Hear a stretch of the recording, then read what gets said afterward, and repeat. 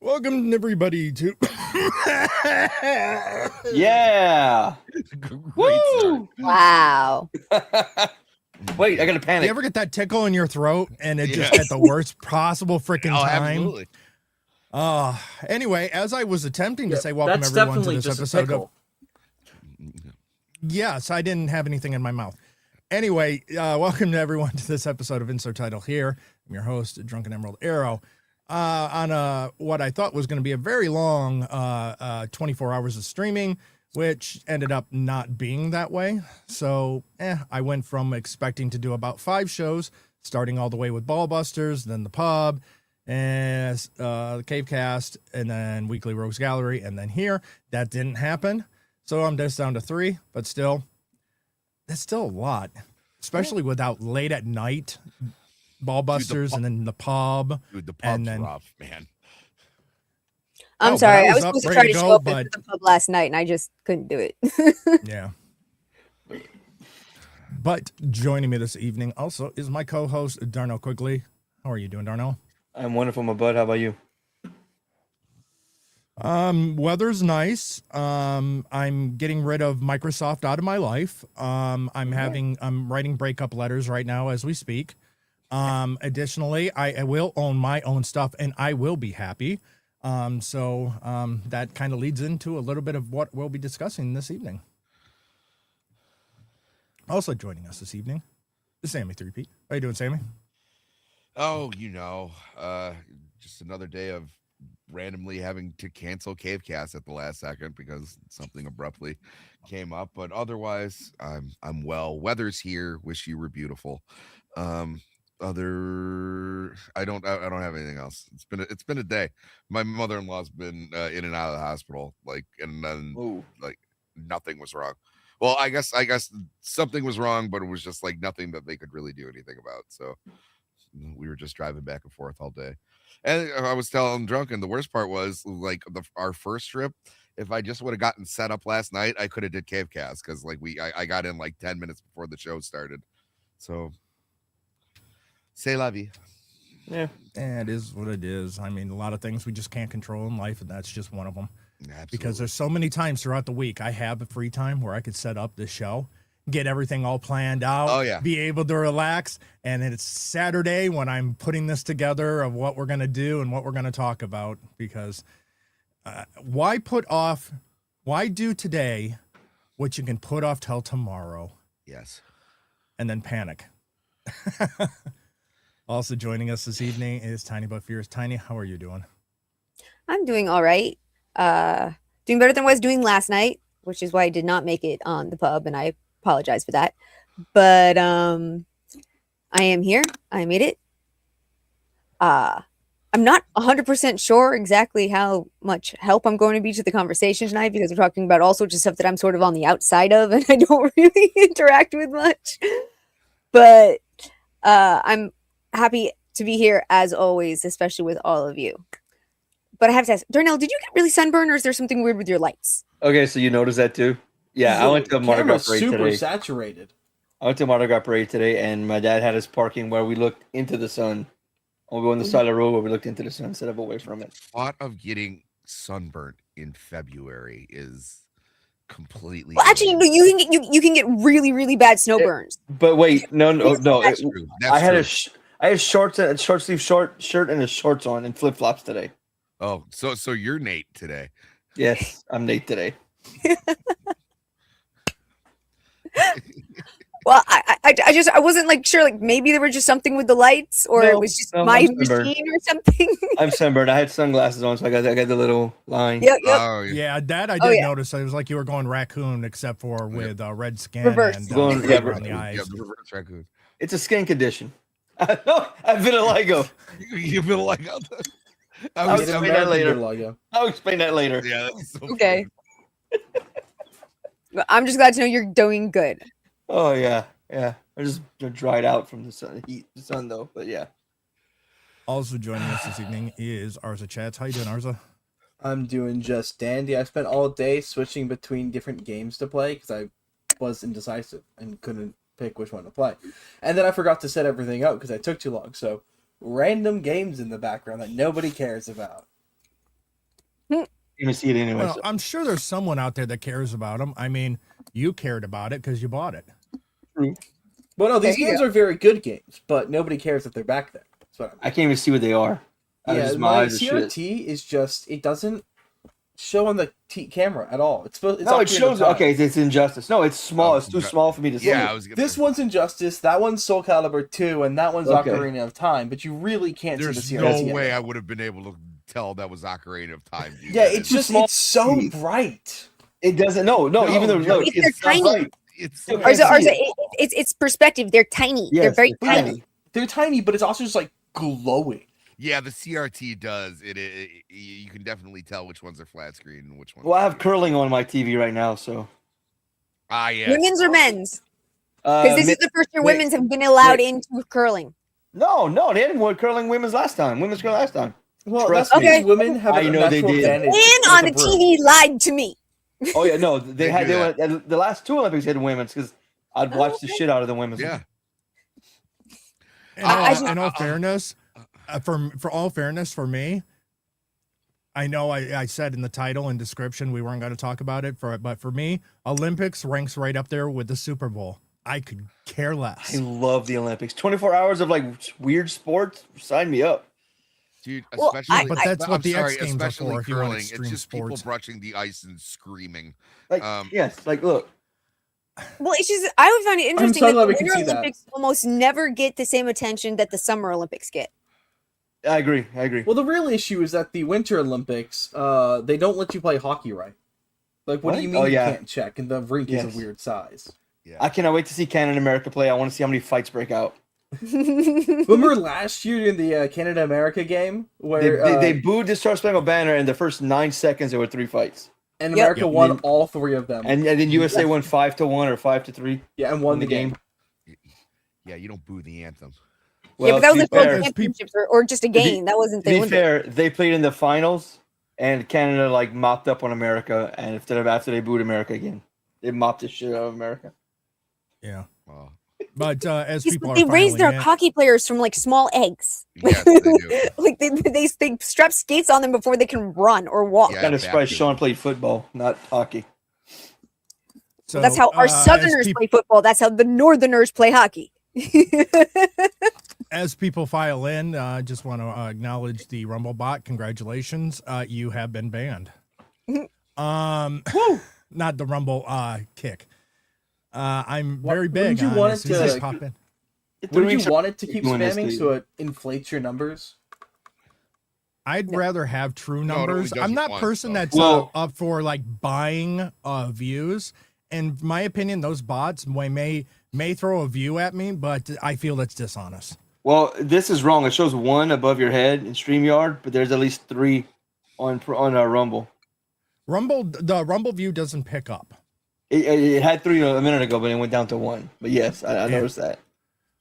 I've noticed Well, that Rumble lately has not been properly integrating into StreamYard. Do you know the last why? couple weeks. Do you know why? They're trying to push their own studio. They will have their studio out this month, I think. And I've Yeah, talked to a guy who was again, using 2.0, and it's fantastic. Yeah, again, I have my software I prefer, and to punish with lack of integration, I think is a bad move by Rumble. I understand why they're doing it, but It'll save you $50 a month. it's more. Actually, I'm paying more than that, but that's pay you that? beside. But no, that's beside the point. Okay. I have software that I like that works well, and just because one site doesn't want to integrate nice and decide to focus on their own software, that's where I kind of have a little bit of an issue. Okay. Because I like to stream from Twitter simultaneously, and it wouldn't matter. You know what I mean? It doesn't matter if I'm doing a YouTube exclusive or a Rumble. I would rather have the ability to stream on Twitter as well. It just gets you a lot more random stray views. Well, you know, I can do Twitter from my Rumble, and I usually do. I have it set to both on the Rumble Studio. I just haven't been doing it lately because it's slowing down my bandwidth. But So we're going to start off on a little bit of a down note. I'm sure a lot of people have already seen it, and we're going to kind of discuss I'm a sunburned. little bit. Anyway, jeez. The lead singer of Three Doors Down passed away today. Do we know how yet? And, battle with cancer. Oh, okay. It didn't say anything or that I read. Yeah, it's in this. I'll go through this. This is the statement from the Three Doors Down account specifically announcing it. Thing is that I have been listening to them since their first album, all the way back during college. Yeah. Then when I was in the military, it was the fact that even though it wasn't a popular war, they still went out to aircraft carriers and played for the troops. Yep. Yeah. A lot of people stopped liking him for that because they were supporting the war. No, they were supporting the troops. They're supporting the war. troops. That's Right. that's what that phrase actually means. Yeah. What they did. Yeah, Yeah. absolutely. Mm-hmm. The USO has no position on war. Their position is only supposed to be on the troops. Yeah. Yeah. Bob Hope wouldn't have given two shits. Right, because again, the USO is purely entertainment for the troops to support them. Doesn't matter whether they like the war. Doesn't matter if they like the war. It doesn't really matter. They're there because the country has asked these men and women to go and do this, and so they're just going to support the troops. And again, I think this is where Democrats always screw up everything. You support the troops no matter what. Yep. If you don't like, but you can sit there and say anything you want about a conflict, but don't take it out on the troops. No. Yeah. Or ICE agents or police or Any of them. yeah. They doing their job. are men and women following orders. And none of those orders have been illegal. Just because you don't like the law doesn't make it illegal. The law is the law, and these people are following the law. You've got a problem with the law, take it up with the lawmakers. Actually, the bad guys in the evil country also were just following orders. Yeah, which is why we generally try to give them headshots so they die easy. What's your point? That was I like that answer. Fantastic answer. Show me shooting ahead to die easy. Yeah. Ding! No, dude, did you know that there was an investigation of a lot of Marines in Afghanistan because there were so many headshots of enemies? They thought that they were executing them, and they took these inspectors out into the field with them, got hit by an ambush like they always do, and then they showed them how they just headshot every single person coming after them, and they were like, okay, investigation over. These guys can just shoot that well. It turns out they wear magnets under their headgear and Oh, is that what it is? yeah. It attracts the bullets. I thought we had finally, because we saw what happened in the invasion of Venezuela. I thought by now we have bullets that are almost like Patriot missiles that can actually track and then lock in.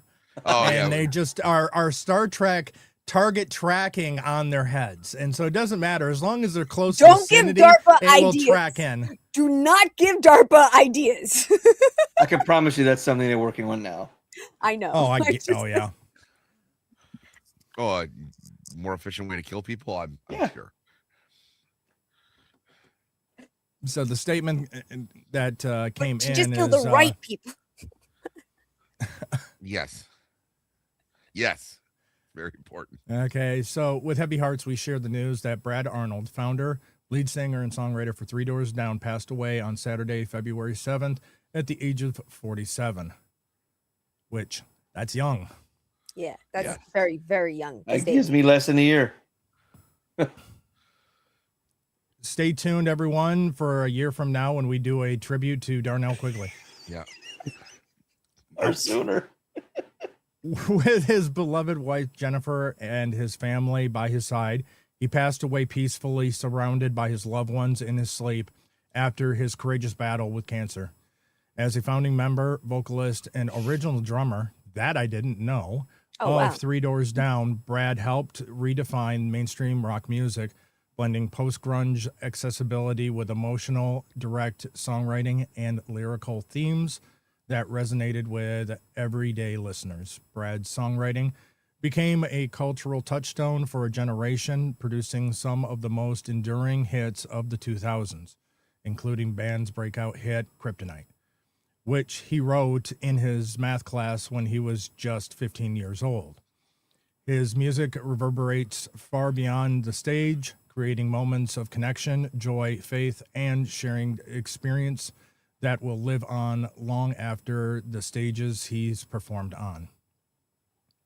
Above all, he was a devoted husband to Jennifer, and his kindness, humor, and generosity touched everyone fortunate enough to have known him. Those closest to him will remember not only his talent, but his warmth, humility, faith, and deep love of his family and friends. The family is deeply grateful for the outpouring of love and support during this difficult time, and kindly asks that their privacy be respected.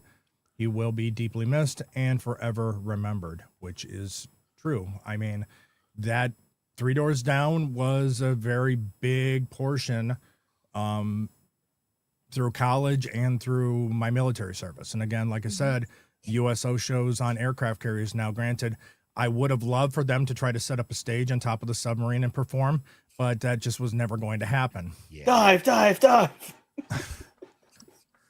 Three Doors Down is still up there. Yes, but we got to get down now. It's in their name. Yeah, So, no, it yeah. sucks. I'd never heard any controversies surrounding him, or, he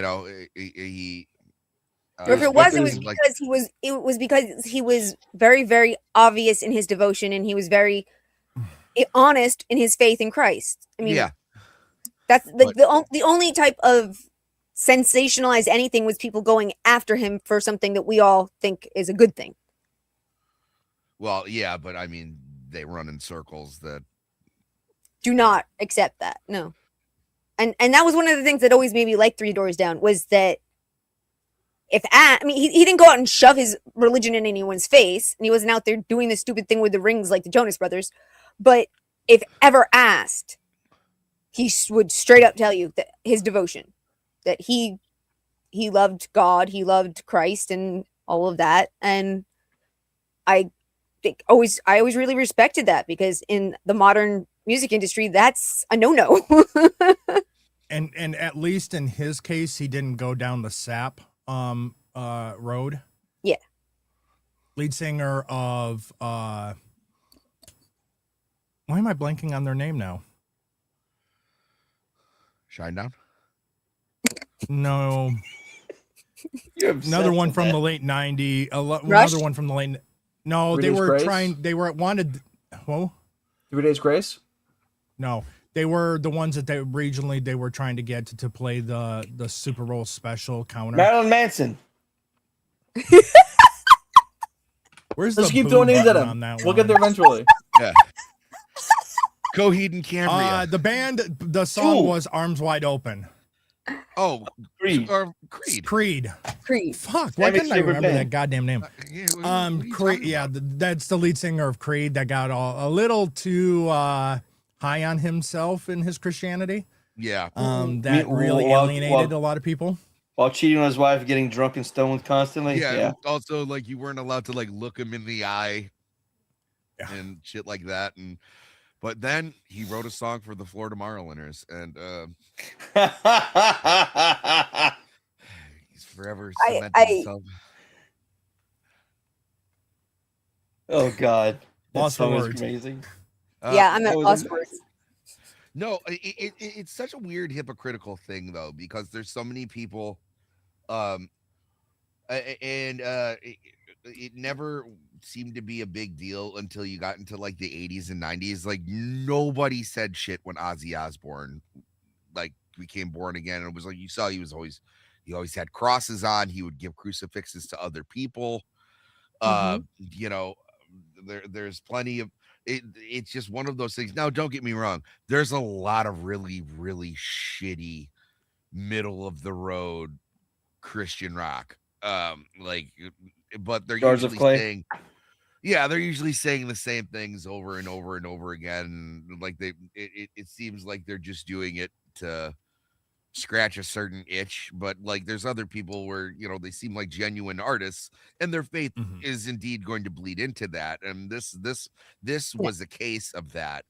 And, you know, I just think it's totally weird that, you know, like you have all these older rockers, they could talk about any of those things and it seemed to be fine, but it's just like there's this certain age group, and usually they're the ones you know, like you know, they're like Green Day, like they're like three grown men who dress like Ellen DeGeneres, and you know, like they seem to have a huge problem with it, but I could give a shit less what Billy Joe has to say about people's faith and, you know, how people vote.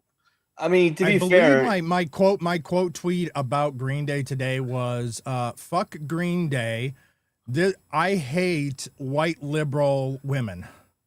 I mean, to be fair with Ozzy, would you want to piss off the devil's right hand man? So you ain't gonna say shit about him. Yeah, yeah. So when he goes Christian again, he's just like, "Hey, yo." Well, no. There seems to be an aspect of if you were a hardcore rocker who did horrible, stupid shit, once you got to a certain age, then you were allowed to become Christian again if you really wanted to. His problem was he didn't go through the "I'm an evil son of a bitch" phase. He didn't do the he wasn't returning to Christ. He was always with Christ. That's what they couldn't stand. Or the lead singer from not the lead singer from the Misfits, because that's Danzig, but when Danzig went on to do his own thing, you know, the original Misfits like kept their name and they changed, you know, all their shit is very dark, horror centered, and like he tried to like edit a lot of their original songs to make them less edgy and like more Christian friendly. Like, so like they got that song, "I got something to say, I killed a baby today." Well, now he's like, "I got something to say, I fed a baby today." And I was like, well, that doesn't hit. That doesn't hit the way that it should. But I mean, good for you. But like when the Disney Channel takes hip hop songs and makes it child friendly for their music. You mean Kids Bops? Yeah, no, Kids Bop. No. Kids Bop isn't Disney. They have their own label that they did that shit with. Mm-hmm. Oh, well, yeah. Either way. That Kids Bop always bothered me because on top of that, they're singing some songs that really kids should not be singing. Yeah. Well, they changed the words slightly so that the insinuations aren't as bad as they used to be. Oh, not just slightly, Tiny. There are songs they've completely rewritten the lyrics to. Well, yeah, like I said, I don't want to. I can neither confirm. I shit too, and I just can't stand it. I can't confirm this, but with everything happening with Epstein, with him being involved with microtransactions in games, him and cryptocurrency, it wouldn't strike me as I wouldn't surprise me if he was involved with Kids Bop. Well, he was big on kids transing themselves. Shit. Yeah. Hold on. Thank you. I'll be here all night. Hold on. I had the wrong output. No, we heard it both Wrong times. output. Yeah. Yo, did? Mhm. Yeah. Oh, usually when the output's wrong, no one That hears it. second one was me. I just farted, but I ate a lot of silverware yesterday. What? I don't know. I'm losing my mind. I believe what I'm looking for is. Oh. Nope, that's not it. Let's see. Where am I? Here we are. Thank you. Thank you.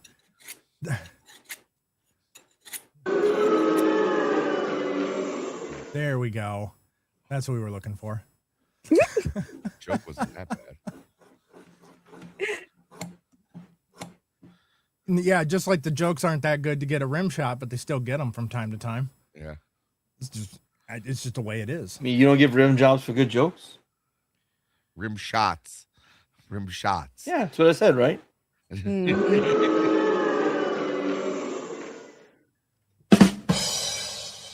No. You are not allowed to rim shot yourself.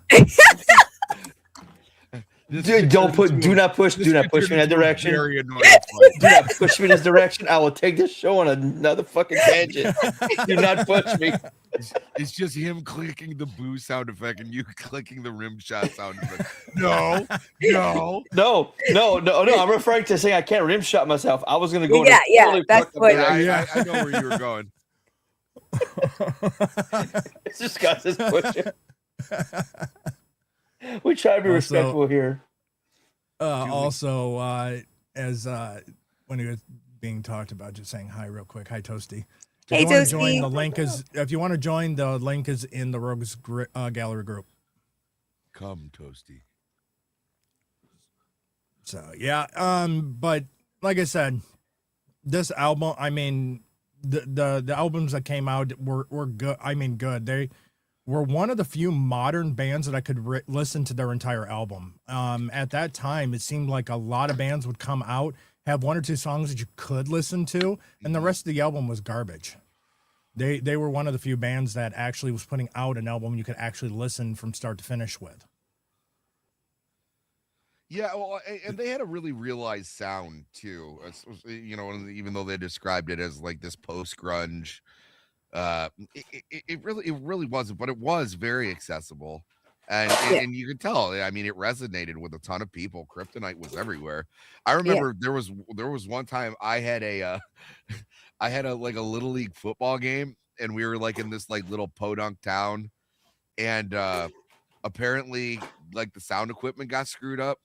So anytime there was like a timeout or if it was in between games, they only had Three Doors Down's Kryptonite. So by the end of that day, I had probably heard Kryptonite by like, I don't know, like 100 times. Like we were. The other one too, well known, was also an American Pie too. Be Like That. Mm-hmm. Yeah. Yep.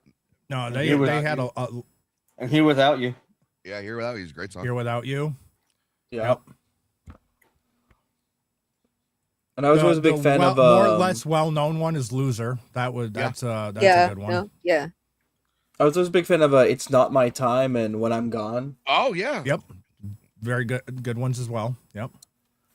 See, I was exposed to Three Doors Down at a fairly young age, which means when I hit the edgy teenager phase, it was already preloaded into my frontal cortex. Got mixed in with 3 Days Grace, Linkin Park, and all that other stuff. So, like, Three Doors Down was a part of my rebellious emo phase, when I was, 13, 14, 15, 10 years ago. Okay. I'm glad that you put that time phrase in there, because the way you were talking at first is like when you hit your rebellious age. No, I've been listening to that. That's the way it sounded like. No, I've been listening to these bands since I was, a tyke. My dad loved this music. After all, this is divorced dad rock we're talking about here. Yeah. So I grew up on this stuff. So it's like it was already preloaded. It's like I was guaranteed to have an emotional outburst when I was a teenager. Yeah. All I know is my dad's this like weaned me off of like all of like the late 90s rap rock shit. Oh yeah. That new metal.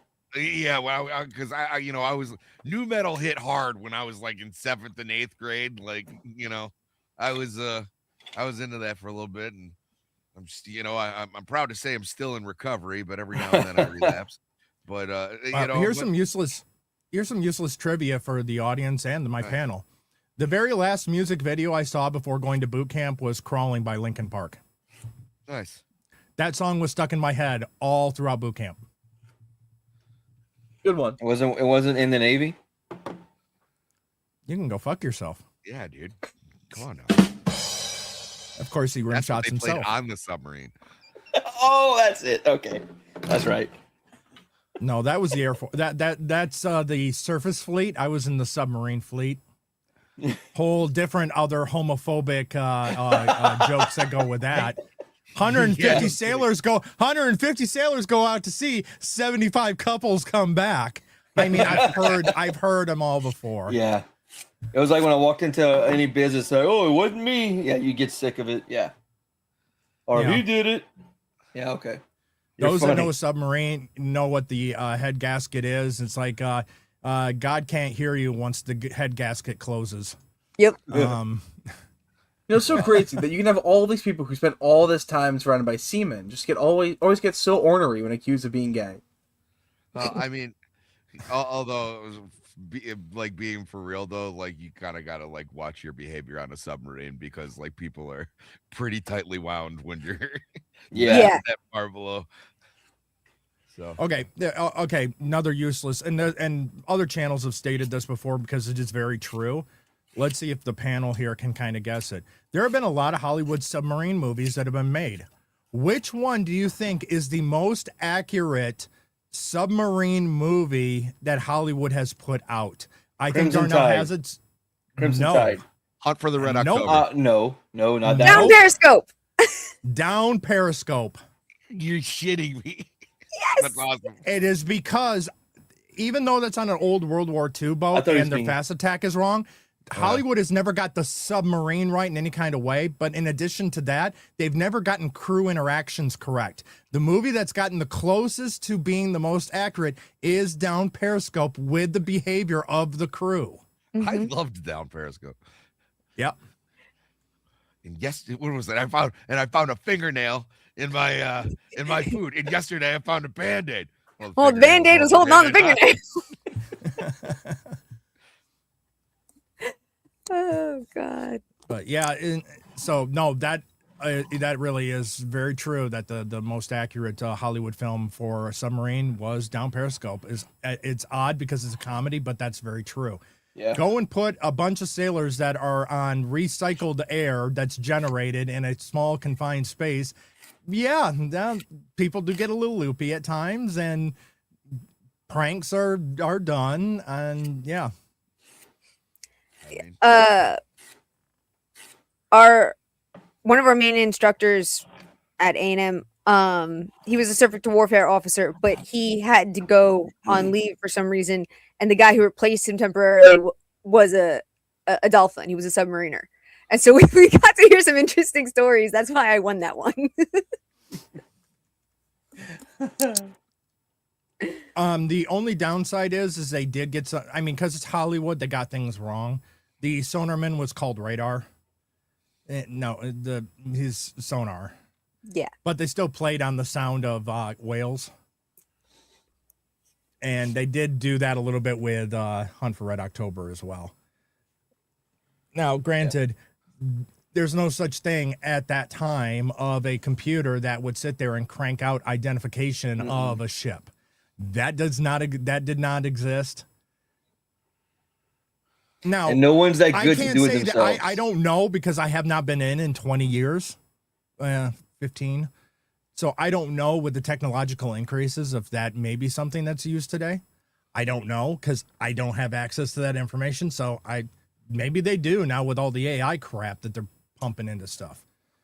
So, but to have that back in the 80s, Don't knock you the no off. computer reads it and automatically knows, oh, that's a Typhoon class. No. One of our computers was running very, very, very old Linux. One of our side computers. Actually, I think it was Unix. To be perfectly honest, I think it was Unix. Wow. I don't think it was Linux. But speaking of old technology, we're going to get into the next topic, and that is physical media. Mainly because I've been seeing a lot lately of physical media making a run for it lately. Popularity is starting to increase. Mm-hmm. I mean, I can't remember the exact number. I believe CD sales are already up 18% over the last 12 months. Oh, wow. Yeah. Records have been slowly increasing already for it. It's already been kind of niche for a while now. That's been back for a few years. Yeah. Records. The one that's the most amazing is the return of cassette tapes.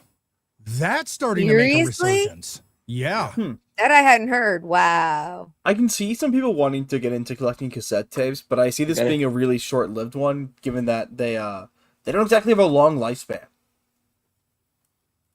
I don't know. You can. I don't know. I've got some tapes that I had in the. If they make them like they used to, yes. Just make sure you have a pencil on hand always. Always. Yes. The one thing I will say is those that are starting to get into it and watch the market for the old CD players, watch the market for old tape players, because the prices are going to start going up. Because the stuff that's being the modern stuff is just garbage, doesn't play well. And so people are looking to buy that old 70s, old 80s stereo setups and bringing the big stereo setups. I saw someone with a boombox. Yeah. I saw someone with a boombox. I just assumed he was going to like an 80s party or something.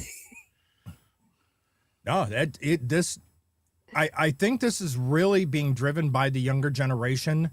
But it's also the nostalgia aspect of the older generation. This is, I think, something that's really going to start gaining a little bit more speed the more AI starts to take over our lives, the more increasing of subscriptions that we're already seeing and having to pay for all these things.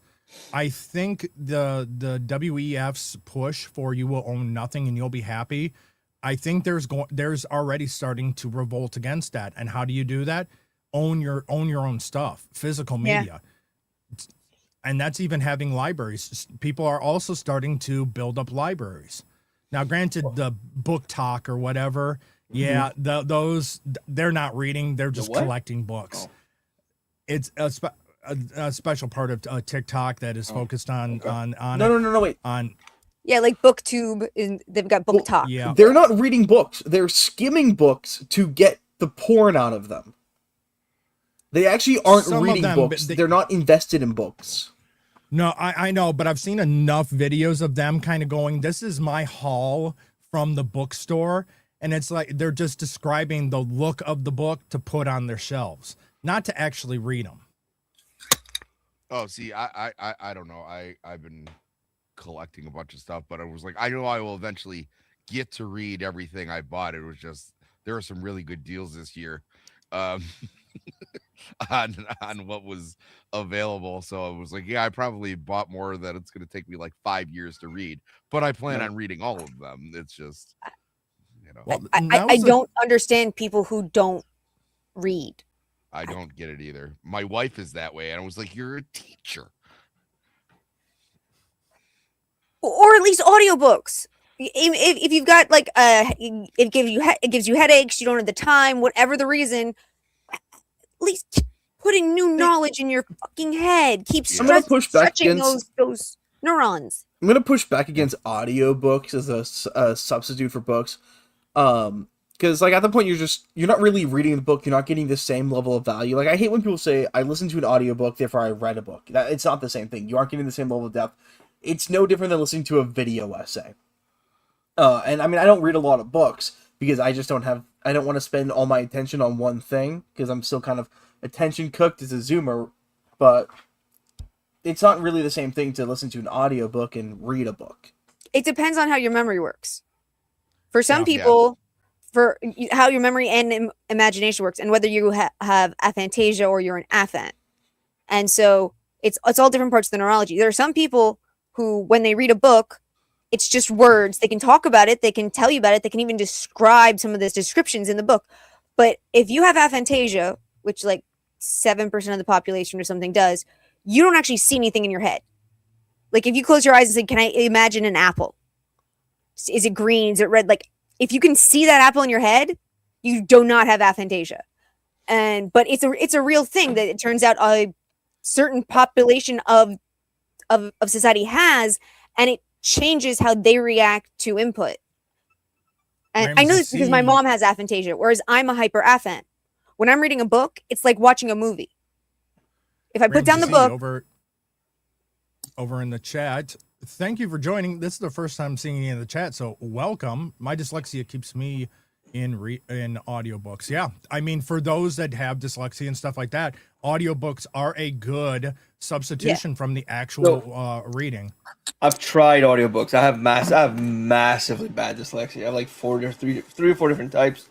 I can't do audiobooks. I have to. So reading is a chore, but I don't love it. But if it's a topic I like, I love it. If that makes any sense.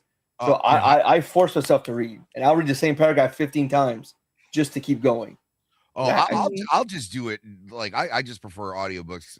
I can just listen to them while I'm working and just grind through stuff where it was like, oh, it's especially like I have audiobooks for books that I already own, or just, but either, I just want to brush up on it, or I just need someplace for my mind to go, because, that work can get so monotonous.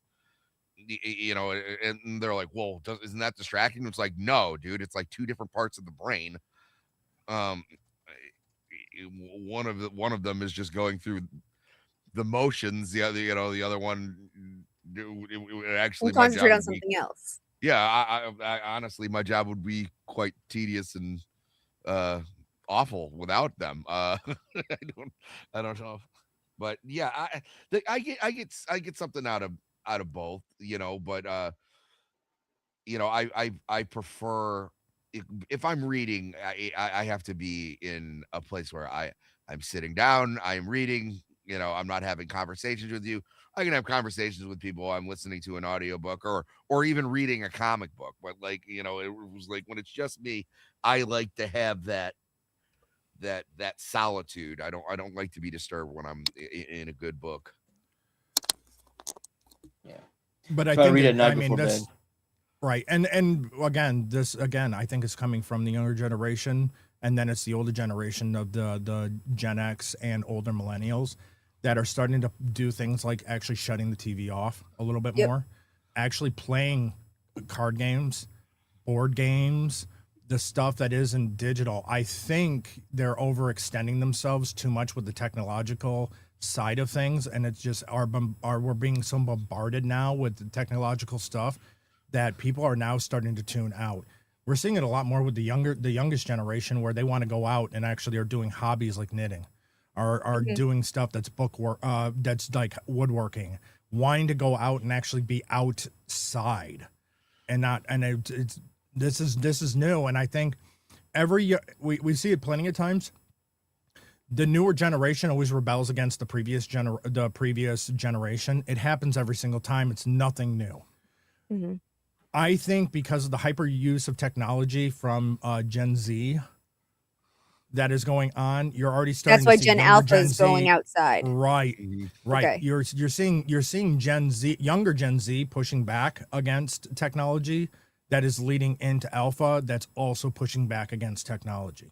Well, and another thing that you're seeing a lot, and I mean, I've seen it boosted around because of the snowstorm that recently hit most of the U.S. except Darnell, where people are. Oh, I was 83 this week. But people are like going to Goodwills and they're just buying up all the DVDs. It's like, well, we're probably not gonna have Wi-Fi for a few days, so who needs streaming? And then the other trend I'm seeing everywhere are low sensory setups for kids.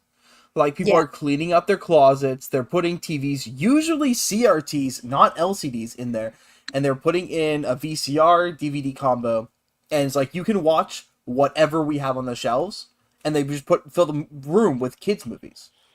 Yeah, so you have almost as much selection as streaming, but we know exactly what you're watching. Yeah, and you can't be taken away off onto some other tangent or some other site, some other stream. No one's getting in to talk to you. Well, that's why I like having a personal server. is, you know, even though like I do have like an online library, you know, and digital library and everything, you should need to think about having, if you really appreciate a film or show, like having it in your hands, because they're starting to edit these films now and take things out of them that they think is problematic. And like Ace Ventura, yeah, they removed the whole scene where he comes out talking like a German because it was offensive. Or what it was like, there's I always use there's a scene in The French Connection, and they edited 2 of the Dirty Harry movies. So like from now on, if you buy, I think it's Dirty Harry and what's the one, Magnum Force. If you buy that moving forward, they stop anytime after the 4K release. It will always be edited. You will never be able to watch it. But like a good example is like in The French Connection is what's his face? Who's the main guy? Played Lex Luthor. Gene Hackman. Yeah. Gene Hackman says the N-word. Gene Hackman's not a good dude. Gene Hackman a bad guy. A dirty piece of shit, paranoid cop. He's kind of an anti-hero in this. His paranoia leads to, him actually becoming the bad guy. Yep. You're not supposed to learn moral lessons from Popeye. The whole point. So were you editing that? And one, the scene is edited very jarringly because he's talking to something, and then all of a sudden he's just on the other side of the room. They don't even do it with grace. They just cut it right out. You would have been better off just giving the bleep and moving on. If you were really trying to do that, it was like you literally re-edited the film to remove this part. But it's like you're by taking these things out, like you don't even get to ask like these moral questions. It was like you don't get to see that because this guy is a piece of shit racist, that he might be a little bit prone to other things too. It was like it's stupid, and it doesn't accomplish what it's setting out to do. Yeah. And that's another reason for those that are a fan of like Spaceballs. Well, no, if you're a fan of Spaceballs, if you're a fan of any of his movies specifically, if you get Blazing Saddles and get it now. Yes. Yeah. Oh, yeah. Yeah.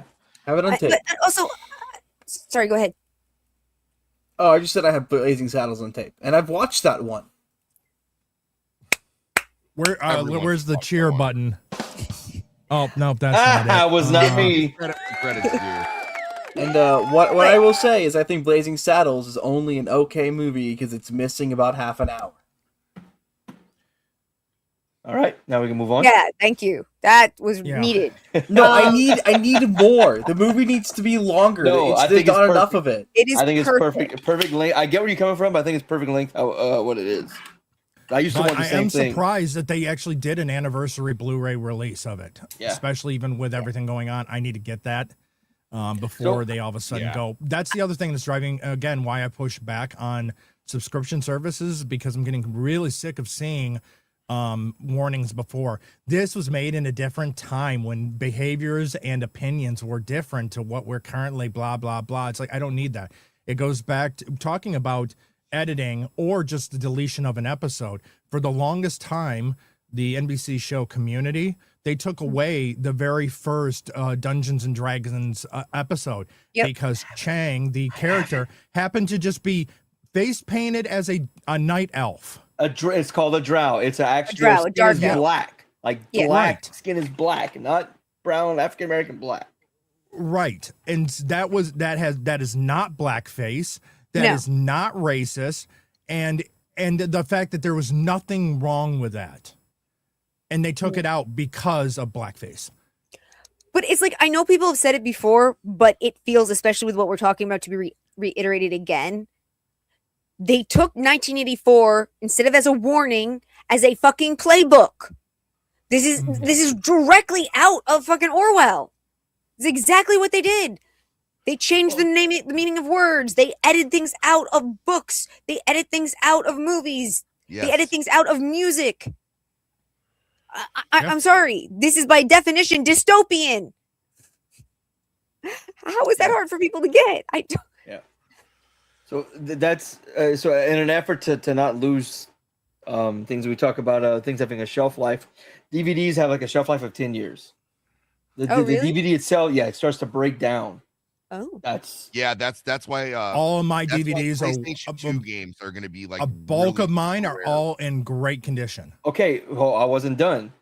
In general, if you watching them regularly, they're breaking down. Yeah. So if they're stored climate control, they're going to last a very long time. But not everyone keeps their shit where it should be. Like, go to someone's house. I watch their PlayStation is fucking yellow from the smoke in their house and all the general uncleanliness. yeah. And I'll be looking at these people like, are you kidding me? You're destroying your shit. The continued watching of stuff will do that. So that's why I have over 3,000 freaking movies on DVD. I started a server where I'll rip them, so I have a digital copy and a physical copy, and I'll watch it on my computer. And when the drive starts to die, I'll pop out. I'll everything on the drive. I'll have a logbook. I pop the drive, pop it in, and I have another drive that stores everything in one shot. I'll grab these movies and drag them to the new drive. So I got saved in like 4 places. Nice. So I've got the physical. I may never watch the physical again because I have everything on my own like stuff. But they'll be there they'll be there and they'll work when your kids want to watch. Which my And kids are because started you're watching protecting, them. and because you're protecting and storing them like you are, if one fails, it's easy just to take it out and redo it again because it's protected and it has the shelf life there. Briefly before we go back to Sammy on that, Ramsey C said, I got Blazing Saddles for my dad when I was 14 on my mom's suggestion. I wasn't allowed to see it until I was 16. Dude, I was showed that movie at 8 years old. Yeah, I'm pretty sure I saw that movie when I was. Yeah, I'm pretty sure I saw that when I was like. But to be 10. fair, the 80s was fucked up, and I live in a very southern state where it's like, hey, you want to watch Never No Street? You're 4. Let's go watch it. No, and you guys have heard me make this joke a million times. It was like I grew up in a point in time where like there were action figures and Saturday morning cartoons for like hard R rated movies. Cereal Dad, cereal. Dad, can I watch RoboCop? He's like, fuck no, you can't watch RoboCop. But here's the video game, the action figure, cartoon, the Saturday morning cartoon. You know, that's how my dad was. But every time my dad would turn his back, my uncle would be like, "Hey, let's go watch this." Yeah. See, this is the only reason why I push back against VHS. I can't go that far back because of the 3:4 ratio. That drives me too insane. Even putting the black bars, because I like to have, if it's an old TV show, then it's perfect. But if it's a movie that actually has a more of a cinema scope, dimensional on it, I want to see the entire. I want to see the entire thing. Not I agree with you there. You heard it here first. Emerald is not like black on his TV. Same, bud. But no, I mean, I hear you there. It's like, I actually will probably go through and purge most of my live action tapes because there's no benefit to it. But animation needs to be on tape. It looks so much better. It looks better on tape. It looks better on a CRT. It looks beautiful. The colors just glow. I have Transformers 1984 on VHS, DVD, and digital, and I've watched all 3 in the same day, and VHS just takes the cake. It even like its graininess is what makes it just so many memories behind it, you know. Well, it's just like old video games. They're better played on a CRT because that was what they were designed for. You can't sit there and take a modern screen and try to play an NES game system, Super Nintendo, old PlayStation. It doesn't look right because it's not what they were designed for. Right. I have the classic NES, SNES, and classic PlayStation. When I play them, if let's say this is my TV, my screen that you're seeing right here, it's here. It's just the middle. Well, even with those classic consoles, they're like the small classics that came out a few years ago. It's still just only part of the TV. One of the things I'm really glad about my setup. So my CRT only has coaxial, which kind of sucks, but that means I'm running it through. Did you add one of my 2 Vs? Huh? Coaxial? No, he said coaxial. Coaxial. He said it right. Oh, okay. Yeah, Okay. coax. what that means that I have to run it through one of my VCRs, which is fine. So I'm running through my VCR, but that means I'm also running the RCA line out. So I can actually plug it into both of my TVs at the same time and just compare video. And I've done that with a few tapes, I've done that with a few games. The difference in appearance, in color, in fidelity, and literally everything, both in my tapes and in all my retro games, is night and day. It's like, how the hell, like, sure, that TV's bigger, but it looks so much worse on every single metric. What's a little bit of radiation for you having a good looking video game? It's fine. It's all fine. We grew up fine with it. That's just funny to I hear think you it's talk some about, fucking well, I got to body plug it plate. into my VCR before. And it's like, yeah, we all had to do that. That's remember No, when I'm I not was complaining. I think it's great. I think it's excellent. I enjoy unplugging and plugging things in. It works great. So long as I'm not Yes, unplugging he the power does. cables, because it's kind of a pain in the ass. Arza loves to unplug and plug Yep. things in. Well, and I found a like an analog RCA switcher 5-in-1. Oh, So I've nice. got that hooked up over there, and that's helped it a lot. Except I've got like 8 things back there as opposed to 5. So Yeah. So the Devastator says I had a copy of Total Recall on VHS at like 4 or 5 that I would watch religiously until it wasn't until my teens that I noticed all the booty. Really? With Holy Total crap. Recall, the 3-breasted alien wasn't noticeable.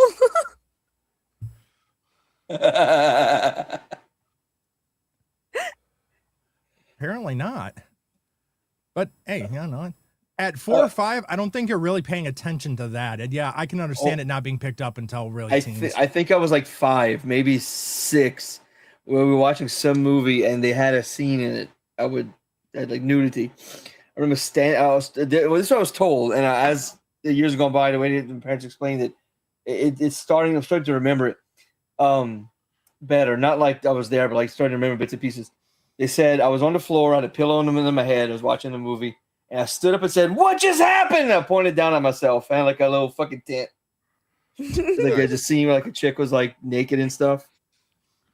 I would I- love my like first- watching movies with my mom or something like because we would have like HBO on or something, you know, like I'd be helping her fold clothes Oh, or and I remember specifically certain movies, especially like PG-13 in the 80s, they would have nudity, you know what I mean? yeah. And I was watching that movie with Michael J. Fox called Doc Hollywood. Oh And yeah. there's a Mhm. point Yep. where like this girl gets out of the lake, she stands there, she goes, and you know, I'm just like, you know, folding clothes on my mind. Oh my god, Sal, where's the changer? Where's the changer? She's like, "Ma, I know what a naked lady looks like. It's okay." Like, it's not gonna become like some weird sex fiend now because I saw Doc Hollywood. Well, okay. So this then poses the question too, as we're talking about these older movies and us being younger. What was your first rated R movie? Either Never Known Street or Aliens. I don't remember. I have to check and see what the rating is on this movie. Okay. well, knowing how old some of you guys I'm sorry, I are, none of kinda the movies jumped were ahead, I'm rated sorry. R back then. It's got a point. I've mentioned mine before, which was Aliens, was my Yeah. first rated R movie. It was either Aliens or Never Known Street. The first one. I don't remember which one. See, my parents never really cared about that stuff, so I don't even know when it would have been that I watched my first rated R movie. And I you were know what, that like I 2 saw or 3? movies before I saw Jason Probably. Takes Manhattan when I was 7, Oh, but I watched Jason Takes Manhattan in a hurricane on the eastern shore of Maryland, and I did not watch another horror movie for many, many, many years, and I still do not enjoy that. Well, I was gonna say, this is my least favorite Jason movie. Should have just been Jason well, is also- on a boat. Also, I was living in Manhattan at the time. Oh, I even mean, less than Jason X. I was more. Oh, more Jason of- X is the best. That is the one Jason horror X movie I is will one of watch my over and favorite over and movies. over again. It is so funny. It is. Oh God, I love that movie so much. What is the rating on this film? I have no idea what the rating. I Jason Takes Manhattan has got to be R. No, Jason Puts the Bells on, I give him either. I'm trying to. Yeah, I mean, because everyone, it's different ages. I mean, different ages and all that stuff. I think I was 8 the first time I saw Aliens. And Oh, like I okay, said, that never was mind. my first rated R. I may have had one sooner than that, but that was really kind of where I first actually remember it. No, never mind. That movie was PG-13. But I guess when I was a little, my babysitter like fell asleep, and I just watched Ghosts with like Demi Moore and Patrick Swayze. And my parents like came home, and I was like standing up in my crib crying, and they were like, "What's wrong?" I was like, "Sam Wheat got dead." But I think Terminator 2 was probably my first hard R. Okay. But I had divorced parents, so my mom was very careful what I watched. So my dad made sure to not be careful at all about what I watched. Yep. So I saw all sorts of shit at his house that I was probably not, that I was really should not have been seeing. Yeah. I remember in 6th grade, like I saw The Exorcist, and we were at like a sleepover party. My mom also was like very adamant, especially like with demonic shit and stuff like that. I'll be right back. Oh yeah. And my dad, well, I didn't know at the time like what an exorcist was. So like I had seen other horror movies, so I was like, so this old guy, he sees the statue and he's just gonna start killing people, right? And then like I'm like crying in my sleeping bag, like, what's wrong with this little girl? And then so like half of the viewing party was upset, like really upset they didn't sleep. There were, and then like my buddy's older brother would be like, "Hey, remember when they were like hypnotizing Reagan?" We're like, "Shut up, man, shut up!" Like like we're just like freaking out. Then it became like this whole ordeal. And I remember my dad coming to pick me up, and he's like, the mom was like, and we think they saw a movie that we're sure is not appropriate. He was like, "What movie?" He was like, The Exorcist. And he's like, "Oh, The Exorcist, you saw The Exorcist last night?" I was like, "Yeah." He's like, "Scared the shit out of you, didn't it?" Like, yeah. He's like, "That's why we don't watch movies that aren't on your." I was like, "Okay, I get it." Yeah. I don't know if I'd say it was a good thing or a bad thing, but my godfather didn't mind the fact that and my parents didn't give a shit, but my godfather was like, "Hey, I like movies. You're the only son." Like his kid was like 2, so he was like, "I'm gonna bond with you," and so like we'd watch. I'd go to his house, spend like weeks at his house, and we'd fucking watch. He's showing me shit like the fucking Beatles albums, fucking movies I shouldn't know about. He's like, "You're gonna be into pop culture. Pop culture's your thing. You're gonna be funny and pop culture. That's all you're gonna do." I'm like, "Oh, okay, sure, let's do it." Yeah. Okay, Devastator brings this up. Depended on what it was. Like if it was insanely violent, probably not. But if it was like a genuinely like funny movie, my dad'd be like, all right. Like you can see there's something about Mary. Like, Yeah.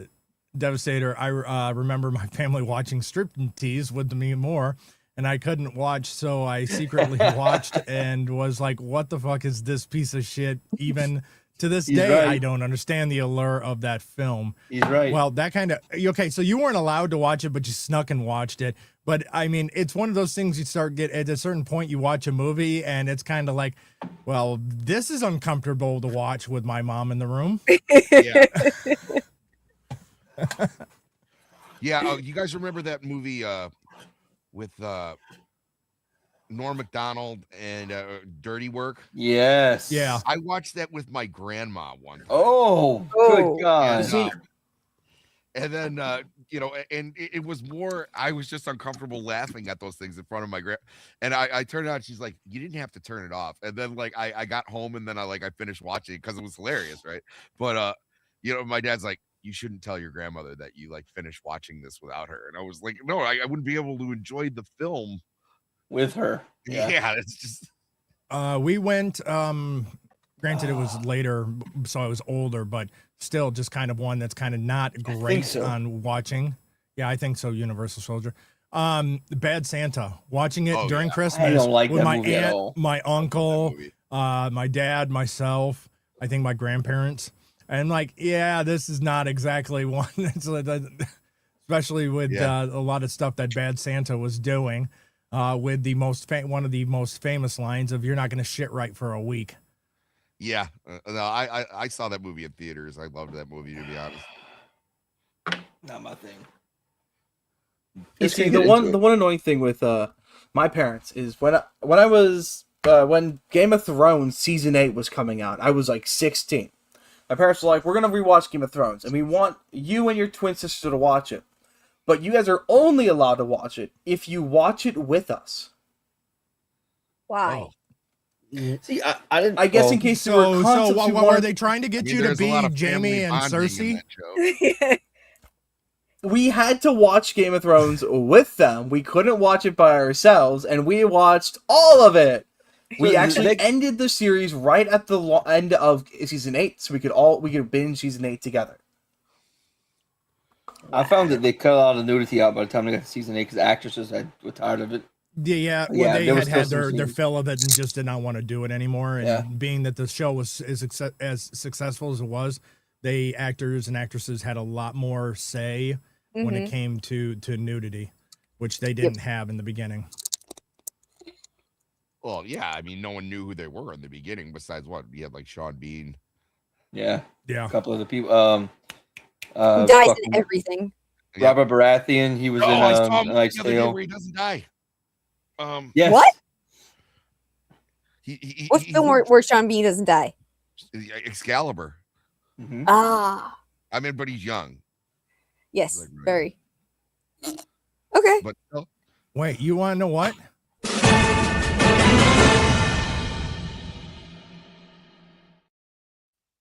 That's news to me. Sean Bean is in a movie where he, as a character, does not die. yeah. Oh, there's another one, Pixels. Okay. That doesn't count. He's a Adam voice Sandler. actor. He's one of the general, one of the fields. That talks to Adam I don't Sandler. remember that movie enough Yes. to say anything. He was in it. He was one of the American generals, or a British general came over to America for something, and he lived. I've seen a lot of. I have not seen Pixels. I've seen a lot of advertisements for it. You know what? He doesn't Pluto. die in Troy either. That's true. Pixels is a fun movie. So Just wanna what you're laugh. telling me is this belief that he dies in every movie is a Mandela effect. Yep, No, because he dies in a shit ton of he movies. does die a lot. He does a tiny Okay. shit ton of movies. Just not in every movie. Got Yeah. it. So Lord of the Rings really brought him to on the map with like people started. Yes. That movie's where I started connecting it for some reason. Well, because then you had that, and then Game of Thrones. Oh, Because he's by far the top billingest actor in Yeah. that whole thing, and then they killed him off in the first season. Everyone's like, "Wow, he just dies and everything." well, and then Silent Hill he lived in.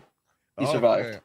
I didn't know he was in Uh, Silent Hill. Yeah, he's the Ramsey C. one of the main I characters. think Braveheart was my first our full watch through. The rest was just parts and pieces. Highly religious family. My dad didn't know about the boobs. Mr. Scott, awesome. It was 1995. 1992. I was 5. I was on family vacation in Sioux City.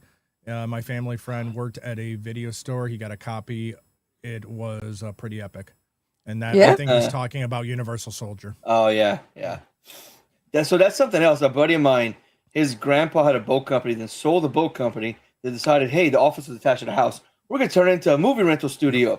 So they had everything, right? They had all their sections and everything. They had their adult room. Well, this was 1992, and they let a 12-year-old Darnell Quiggley and his 12-year-old friend or their grandson run the fucking place during the summer. What do you think we watched half the time we were fucking in there? Oh, of course. We don't watch R-rated Children's programming. Exactly. So I mean, we were watching freaking porn in the middle of the day during the week, and when we knew a cuss was walking in, we had 2 TVs. We'd turn the other one on. As usually some horror movie or some R-rated movie playing.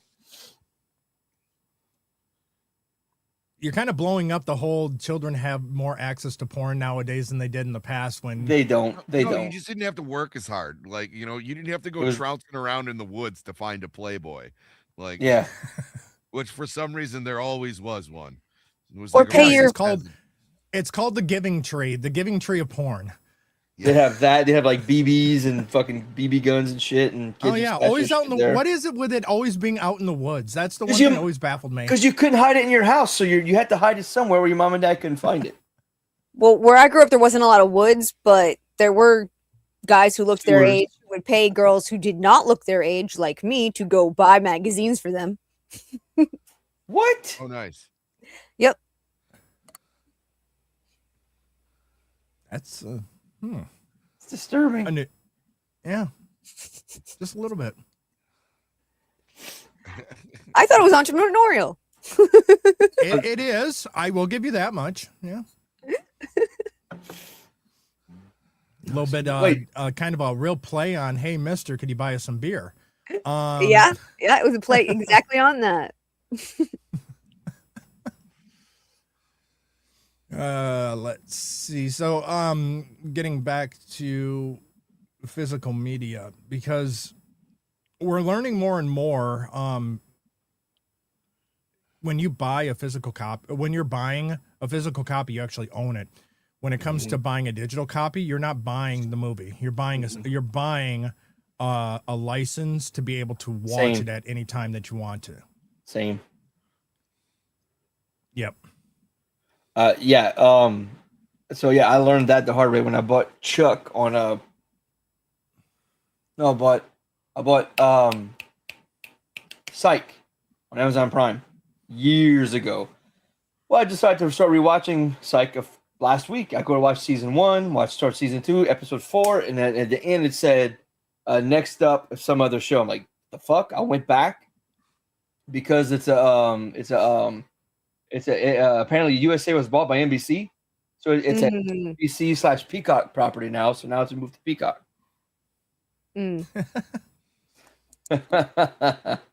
Only Tiny would be able to confirm that. I have no idea what they thought, but when I was 16, everyone thought I was in my mid-20s, so like it wasn't such a weird thing. Oh yeah, I thought you said adults are sending you to buy magazines. No. The guys who looked their age and could never be able to buy a magazine would ask me who looked older to buy them for him. I took it as guys who looked their age older were asking younger women to buy magazines for them. I No. Okay. It was like Hustler and For Him and stuff. Do you know in bookstores you can actually buy them in bookstores now? No, I did not know that. In the magazines, well, I mean, I haven't been in one in a few years, but I think most of them are closing down now. It was a Books A Million. They'd have about 45 minutes away. They had the magazine section on the back wall. The one section in the middle had all the porn mags, but like they were all in like plastic bags with a black covering everything except the title at the top. So you could buy them in bookstores in the 90s and early 2000s. Well, in Japan, because you never know what someone's reading, whenever you buy a book in a bookstore, they actually put a cover on it so no one can see what you're reading. Mm-hmm. And I just think that's got to be because of a lot of the manga. Almost sure. And they also are very big on privacy as well in Japan. Yeah. Yeah. And I swear it's not hentai. That's tomorrow night. Vagabond.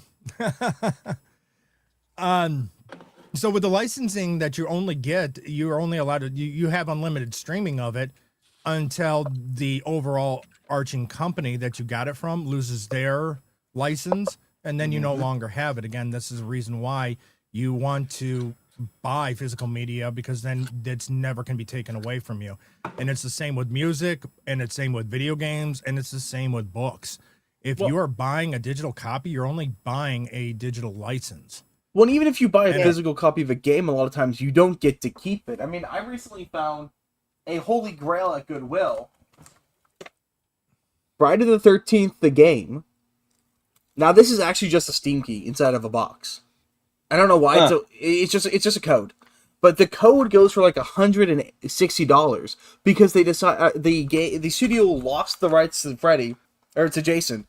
And then they promptly shut down the server, so you basically can't play. You can play it, but barely at all. That's a problem with digital code. See, you're not buying that's still a license in itself. That's really technically still a license. Yep. Even though it comes in a physical box, you're still only getting a license with getting a digital key. Yeah, you're just getting. And I'm sorry, how does environmentalists not have a problem with putting that much plastic and shit together just to give someone a code? Well, from what I understand, this was a part of a collector's edition. No, but I've seen other ones like that. I've seen other things like that they look like the box. You expect you're getting a CD of some kind. Well, I noticed Walmart, they have the box, and on it in small lettering, box is empty, just contains code. Yep. Yeah. And Yeah, it's they just have like, that in, like, Switch. Fortnite. that is The so Switch fucking is wasteful. that I'm not an game. eco geek, but if you're going to talk about wasteful, that's wasteful. Yeah, Yeah. like you know, mostly it's for parents. Like my kid said he wants Fortnite. Well, Fortnite's a free game, so Yeah. congratulations, you spent $25 on a free game. Yeah. Well, then they could wrap it up and they can give it at Christmas. There you Well, go. okay. I mean, With that game though, I think you pay for it. It gives you like the V-Bucks you used to buy shit. You can buy the I mean, pass. you get things So- with by buying it. Yeah, so you get the pass, and if you play enough, you earn enough V-Bucks throughout the season, and you use that to keep purchasing passes. So you buy it once, and it keeps renewing itself. If you Yeah, use it right. Well, I mean, I play a lot, and so like at the end of every season, I've got enough. Hey, I'm just gonna buy the next the next pass for next season and not pay anything out of pocket. Okay, If you're cool. smart, you could use your advantage. That you've got to play it to the end so that you Yeah. get all of the Well, no. tokens or credits No. needed to That's be the able thing. to. I overload the first month or two of the season, and if I don't want to play anymore, I don't have to because I have everything. The season's like 4 or 5 months long. You gotta be smart on how you play it. Cool. I don't feel like I have to play it. You know, I can enjoy the game, not burn myself out on it. Devastator brings up especially huge bags of chips that are 1/4, but to come in huge plastic bags. Yeah, that's true too. I mean, so many times you sit there, buy this huge bag, you actually open it up, and it's already down to like half. Well, Now, Yeah. granted, For inflation. I If do it's, know. go on. Sorry, go on. I do know that when it comes from the factory originally, they are fully loaded. Yes, they because settle. of the shape and everything. But as of packaging, shipping, and getting them out on the floor, the chips are breaking and things like that. So it does compress it down. And like they'll start to slide down next to each other. And Yep, and then they start to slide in next to each other and stuff like that. So it does, and so rightfully so. You pick it up, you open, it, and it's like, well, there's only half, so why waste this much? It's because originally when it came from the factory, it was full. fully loaded. But I think nowadays with shrinkflation, I actually don't think they're filling the bags No fully way. anyway. I got a buddy who worked at the Zapp's Chips. I don't know if it's a Louisiana brand. I don't know if you're familiar with him. They Zapp's Chips factory, and he brought some bags to our D&D game. The guys, these were just made today, and they were fucking full. And it's like, what the hell? Why is it they're full? Why are the stores like this? And he told us, like you said, from in the cases and like being jostled around, and chips are breaking and they're sliding down, and it's full. They're just at the bottom. Yep. And if you take a bag and you kind of like shake it up and open it, it kind of fills up. It does fill back up. Yep. But also, There's shrinkflation just is so real. much packaging. There's so much in packaging and so much in stuff that if you really did care about all this eco bullshit, you would be going after that. Absolutely, but this is Taxing how many But- miles someone can drive their fucking car. Yeah, but this is the same group that's also with these environmentalists that are pushing for like EVs that are extremely destructive to the environment when it comes to the mining of the rare earth minerals. The fact of the you can't even properly recycle the batteries. The batteries have a shorter lifespan than a car engine, a regular gas powered car engine has. I mean, and then if you look at, especially when it comes to the mining of the rare earth minerals, Yeah. put that next to a place where they happen to be drilling oil, you still have all the landscape and you still have all the trees around that oil dike, but it's like it is just all digging right into the earth for the earth minerals. Now, And the tell me how majority that of them is- are quote unquote artisanal labor, which means Yeah. they're fucking children. And the UN keeps supposedly looking and saying, no, there's no kids here. The UN is a worthless piece of shit that needs to go the Yeah. way of the fucking dodo. and sorry, that's I- Well, why don't you know that- the children working at these sweat factories are about as old as the $20 bills they're being paid to look the other way. 1 year for every dollar. the addition of that is the fact that They don't also make it Trump to has already 20. made moves to actually pull U.S. funding from the United Nations. Oh, they're fucked. They're and so they fucked. and they are panicking. They're already in Again. horrible debt because no one else pays their Yep. fucking dues. Right. And I am 100% on board with defunding the UN and booting them out of the U.S. Yep. Yeah. They have tens of thousands of dollars in unpaid parking tickets for New York City. Mm-hmm. No, Tiny, that's not true because it's called diplomatic immunity. Mm. We learned that from Lethal Diplomatic Weapon immunity. 2. Yeah, no. It's just been revoked. It's because they don't just use their stupid official cars with their stupid official driver's, license plates. They use all sorts of other cars and then just refuse to pay the fucking fines. Well, they have to. That's how they're gonna meet their mistresses and shit. Exactly. And I don't care if you see meet your mistress, just pay your fucking parking ticket. That's what my grandfather was like a hardcore Republican. Back in '99, I think when I was in college, he came visit me in Houston. We're Ouch. talking. I said, "Grandpa, what do you think about this Bill Clinton thing?" And I remember he's a hardcore Republican. He goes, "What do I care if the man gets laid? His wife ain't giving it to him. Get it somewhere else." I'm like, oh, okay. He's like, "What? He's a man. Yeah, I don't agree with him politically, but he's a man. Let him. He needs to do his shit." I'm like, "Okay, Grandpa, we'll settle down." My grandmother's my grandmother's whose issue was it business didn't matter what he did; it mattered where he did it. He did it Yeah. in the Oval Office. Hmm. That office is not his; that's ours. Okay, well, I Tony, mean, JFK like tag teamed Every Marilyn Monroe with his brother in the Oval Office. president has fucked something one in the Oval Office. I guarantee you. But they don't think they should have A, and B, they don't plaster it all over the tabloids. Well, no, that's the problem, right? It was like, so everybody knew about it back when JFK did it, but journalists had integrity and went, "This isn't for the common folk." Well, they don't So need to know about JFK it." was a satyr. If they wanted to report on all the women he slept with, they'd have to do a report every fucking day. Yeah. In all Yeah, that's true. honesty, you want to know what? Presidents have been screwing people in the in the Oval Office for decades. I mean, if they're not screwing an intern, they're screwing the American people. Ha ha! There we go. Got nailed that one. There you Thank go. I gave it to you. You're Yes, welcome. you did. At least it didn't get the booze. But really, overall, it's the same thing with the. We shouldn't be looking at it as renewable energy, and we should not be looking at it as alternative. It should be supplemental. I don't have a problem with windmills. I don't have a problem with solar panels, but they need to be in conjunction with our other forms of energy generation. So, And I'm you sorry, can't- actually, I have a problem with windmills. I have a big problem with windmills well, because the the ones that killing they of put innocent offshore birds. are causing whales to go off course, and they're fucking with other marine life, including life that's supposedly endangered.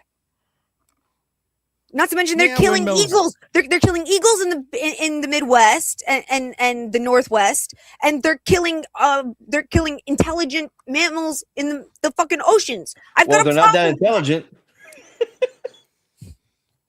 asshole. I will give you that. Okay, I will give you windmills. Fine. I will give you windmills are, yeah, they are. My problem though, when it comes to specifically solar panels, is that you look at these solar farms and they're clear cutting forest to put in Yeah, that's insane. That's insane. the solar farms. Yeah, it makes no But sense they when you don't- got they the don't make sure fucking. that every public building has them. Every public building should have them on. You have thousands Should of be square automatic. miles of desert. You can just fucking lay them out there. That draws out. You get a lot of sun there, and Yeah. you can transfer energy from one location to another. So Yep. collect it there and send it around. Yeah, I think so. Devastator No, well, windmills. all this carbon footprint. our comedy is it's laughing at bullshit, us, right? so- It was like we have Yes. these activists pulling nonsense and gluing themselves to streets and destroying art. Go to India and do that. Go to China and do that, where there actually is an impact. A very serious impact. Go to China. Absolutely. It was like our as a country, the United States. I could, you can always improve environmentally. It was like we couldn't be any greener. A lot of these countries that are greener than us are these European countries that are the size of one state. Yeah. Or less. People underestimate how massive the United States is. You fit I know, most and of I'm the sorry. Western Europe and- Our carbon footprint is not that large, and the places where they scream Comparatively. about this are the places where it's not happening. The places where it is happening, they wouldn't dare to set foot. It's That- it's And like that's why Islam. Beyond obnoxious. Right, and that's why I am all on board with let's get the nuclear systems going and Thank up you. and running. We I should think not have every single abandoned data them farm. like we You want to have. create an AI data farm? you should have to have a mini nuclear reactor for your fucking data farm. You do not get to take off the public grid. I will agree to that. But I think that, I mean, your green, when you're talking about green energy, your greenest energy out there is nuclear power, plus the fact that the research into technology for nuclear plants has been going on for decades. And they can take the Generation nuclear 7 and 8 plants wastewater they're amazing. I mean, Generation 6 plants, which are now considered old, I've been told, Generation 6 plants could take other plants' nuclear waste and use that as fuel. They could take the leftovers from creating nuclear weapons and use that as fuel. Like the options for land-based nuclear power has gone so far. It is so impressive. It is so amazing. You can have lots of little ones all over the place if you need. They're practically underground, and they literally cannot melt down. You can't have a Chernobyl. You can't have a 3 Mile Island. But everyone still thinks about like it's 2025 and people still think it's 1970 when it comes to nuclear. Worse than that, it's still thinking it's the late 60s, early 70s. The fact of the matter is that we haven't. The only one recently we had was Fukushima, and the only reason for the Fukushima one is because of a natural disaster that occurred with the huge tidal wave that came in, which ended up taking out their gas-powered generators that were there to keep water flowing over to keep it from melting down. That's and even the only then, reason why the amount of actual like released radiation was really, really small compared to what people expected to have happen. It was not like a huge meltdown that left a crater, that left anything. They've spent years treating the water. Almost all that water has been able to be put back into the ocean after being proven repeatedly to be clean and safe. I'm sorry.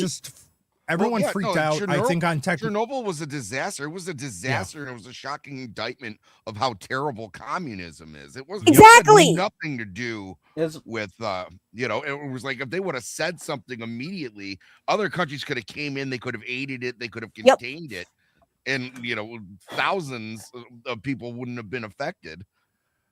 But I mean, also on top of that, they cut corners left, right, and center. The actual building of Chernobyl was a shit show because it was communism, and then they tried to cover it up because they were communists. All sorts of things could have done to make it better in multiple ways. Well, what was their first response was like when someone reported it to them, it was like, no, the USSR does not have nuclear meltdowns. I was like, well, it kind of does though, so you should probably deal with that. So the Devastator brings up, I'm cool with hydrogen engines. Okay, so fun fact about that. GM had hydrogen cars. They had them. They had the prototypes completed. They were about to go into production. They were starting to work with getting hydrogen plants in place so that you could fill up your tank with hydrogen. And Obama killed it in favor of electric vehicles, and that's why we got the Chevy Volt. Wow. The only output that comes, the only output that the hydrogen engine outputs was water. Anytime I think he can't suck any words. Like I was just GM had already completed the prototype. It was ready to go into production. They were starting to make deals to get hydrogen, essentially gas stations put in place. That's crazy. And Obama killed it for the electric car. I had heard that supposedly a lot of the prototypes had been somewhat unstable, and so they'd blown up. So that's why we didn't have hydrogen. But they had a stable prototype. They were ready to go into production. That's insane. Yeah, I see that. Renegade Raid. Hello. Thank you. Welcome, everyone. Over on YouTube. Welcome and welcome. Thank you, Lieutenant. Garatina. Yeah, so I mean, when you think Obama can't suck anymore, you actually look at that. I've commented before that that hydrogen car, it's the whole point too. As much as it's terrible, this comes from an actor that is now sitting in prison for the attack, sexual assaults of women. Hyde from that 70s show. Yeah, I'll get to that in a second. Okay, sorry. his little thing that a car that runs on water. Mm-hmm. That's kind of the hydrogen. It's kind of a reverse of that, though. But it's because again, big oil, and then giving money to the His electric friends in car EVs. companies and his friends for EVs. That's what got that hydrogen car Well, killed. there's Toyota is working with Tokyo University. I think it's one of the big universities in Japan, on a car that it's not a hydrogen car. It's a car that runs on water. And now multiple people have supposedly created cars that run on water. There's even videos of them proving that it works. Every single one of them ended up dead very soon after the videos came out, just so strangely. Can't imagine why. So Yeah, the fact killed by big that oil. the scientists at the Big university went, we're not going to try to keep this information forever. We're going to partner with Toyota, so we will be protected. That was very smart, in my personal opinion. Mm-hmm. Okay, we'll get to this now. Ramsey C., my aunt and uncle lived less than 20 miles from Fukushima. Now it wasn't a disaster. No, Yeah. in the end, it really was not. No, Because they had all of the procedures in place if something were to happen.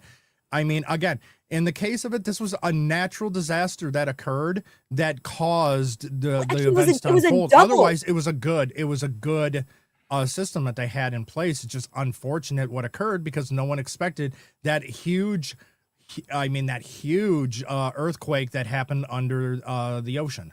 well, it's not even just the earthquake also had rattled Fukushima, and Fukushima had held perfectly fine Yep. under the earthquake. It could handle an 8.0 earthquake, and then the tidal wave, which also they'd expected. There were breakers and stuff out that they had thought would break down, so it wouldn't become. It couldn't get so bad, but no one had actually done. You can do the calculations all you want, but until an 8.0 earthquake goes off and it creates a tsunami that big, you don't know until it happens. Yeah. And it happened. Yeah, well, because it kind of falls into that once in a lifetime Yeah. event, one Yep. that doesn't happen, that is unexpected. So normal tidal waves, the ones that they kind of expected to kind of get into that area, those breakers were set up that would have handled it. In the case of that one that hit the Fukushima power plant, that was completely out of the norm and was not expected. Yep. I think we're underestimating something here. Fukushima is just really, really fun to say. It is. Very true. You want to know who I haven't heard?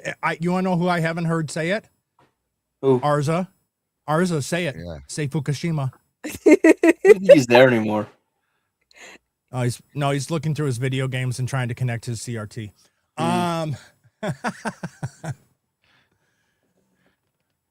No, but Makes sense. in the end, when it comes to power generation, and this is again another reason why I have such a problem with I AI, was taking a piss. is because the data. Say that again. I was taking a piss. Oh, okay. Now say it. Now you have to say Fukushima. Where were you taking it? Oh, for a walk, just around the corner. Fukushima. There you go. There we go. Nice. Okay. There's a whiskey. Proud of you. It's a Japanese whiskey, FUK. So I would call it fuck whiskey, of course. But it's actually Fuk whiskey from Yeah. Fukushima.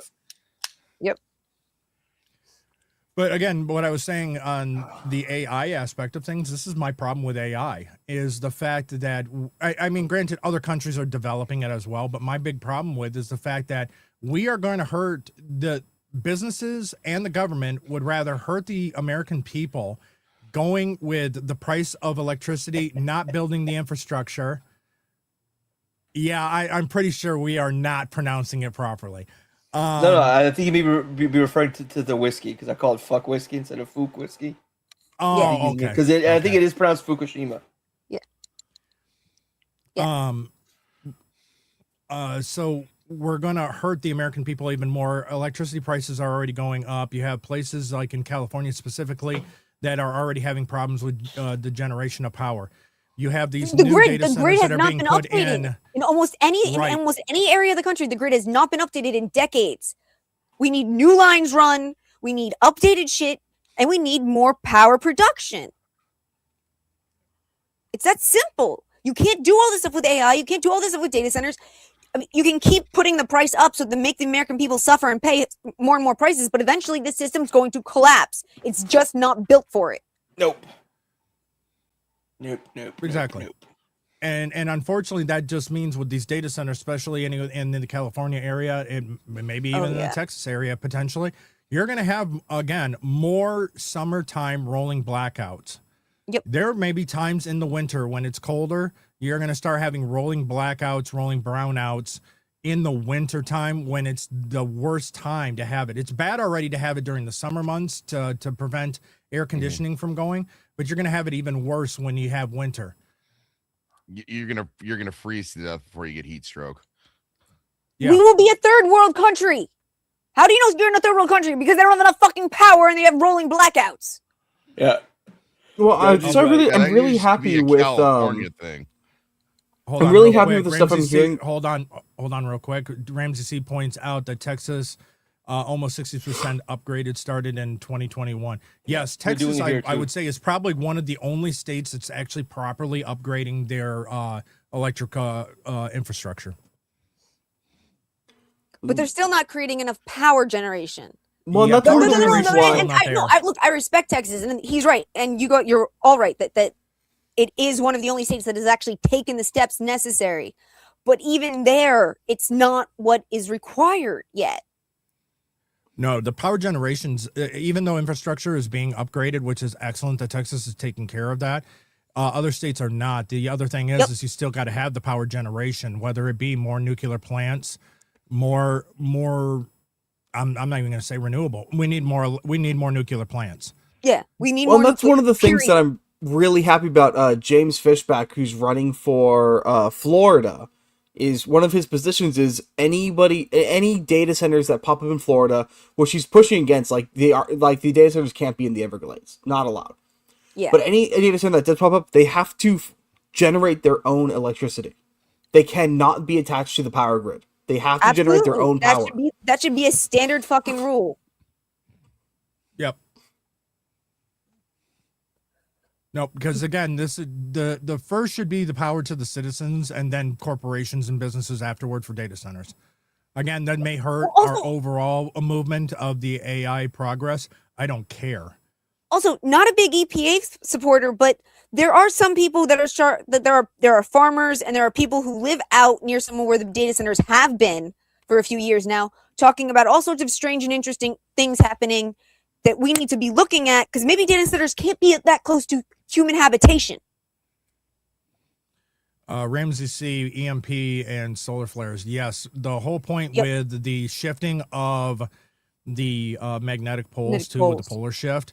This is we potentially, if we do have a sudden shift, scientists believe we will lose our electromagnetic shield around our planet that protects us from solar flares. Temporarily. Which means that temporarily. And then I brought this up before, and I've gotten comments before from people that have watched going, oh my goodness, I can't believe you even mentioned the Carrington event. Yes, it'll be a Carrington event on steroids. There was a solar flare that hit us 3 years ago. The solar flare that hit 3 years ago would have been well beyond the Carrington event. It just happened to hit the middle of the Pacific fucking Ocean, and everyone fucking was fine.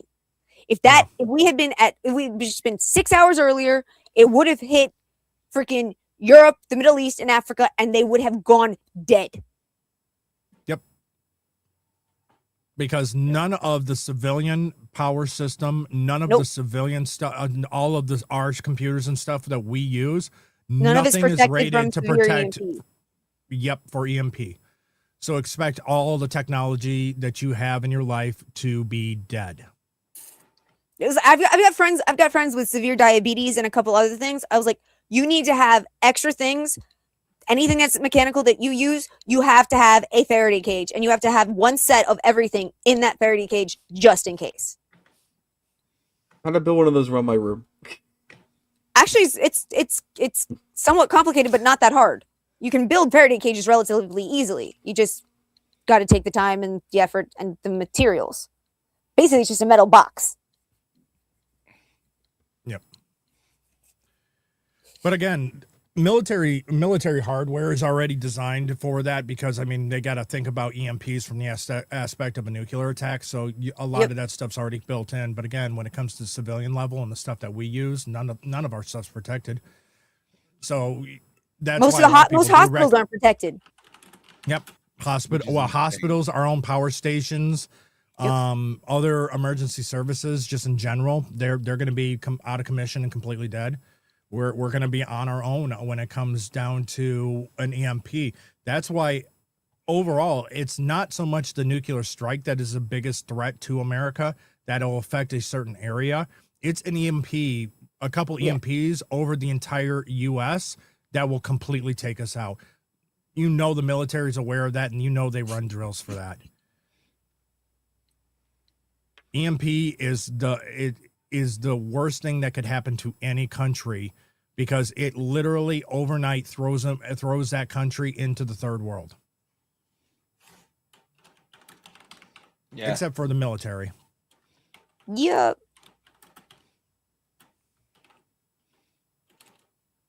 So that doesn't happen because then my physical media really does become useless. Yep. Especially the tapes. Yeah. Oh no, don't demagnetize my tapes. I have a copy of Song of the South. Only DVDs will work. I mean, that's pretty goated. It's an English copy, but it doesn't matter. Yeah.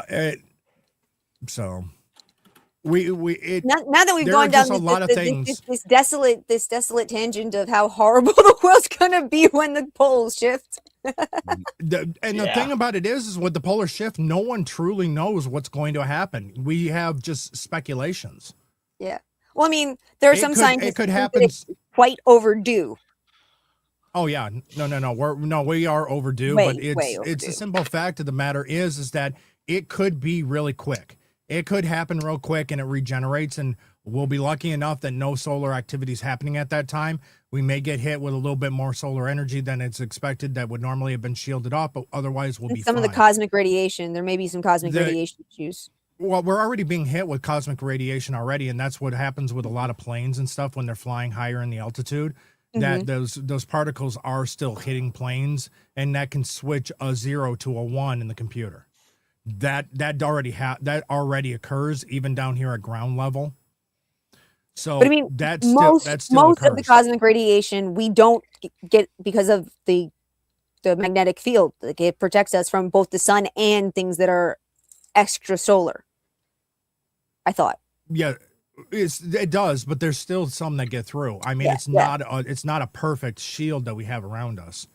Yeah, I've watched a couple of videos on the neutrino detectors and how the hunt for neutrinos has gone.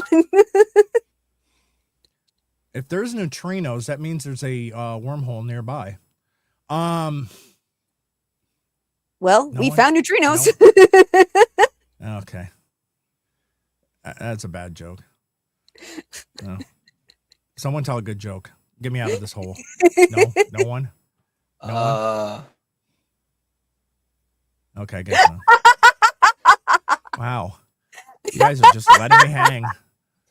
I love this. I can't think of one. I have never felt more uncomfortable than I do. How is it hanging? Short, shriveling to the left?